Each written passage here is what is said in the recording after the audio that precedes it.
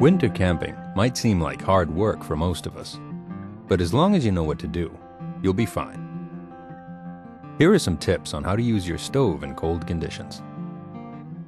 When choosing fuel for use in cold conditions, it's best to select either white gas or gas.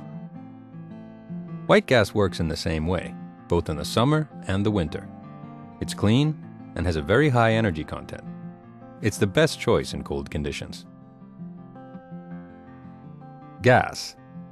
Some people are worried about using gas in cold conditions, but it works well as long as you know how to handle it. Warm the cartridge before you use it. In cold conditions, it's best to use a stove that has a brass burner or a preheating coil. It's important for the stove to have an inbuilt hose which you can use to attach the gas cartridge. You need to place the stove on something flat to prevent it from sinking into the snow. Light the stove as usual and let it burn for 10 to 15 seconds. And then turn the cartridge upside down. As the gas burns, it cools itself down, so if you don't turn the cartridge upside down, it will quickly get too cold to work properly.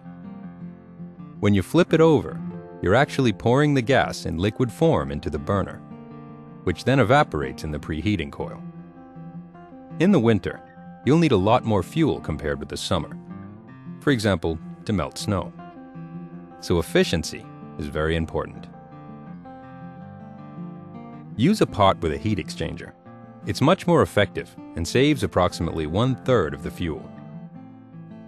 One last thing.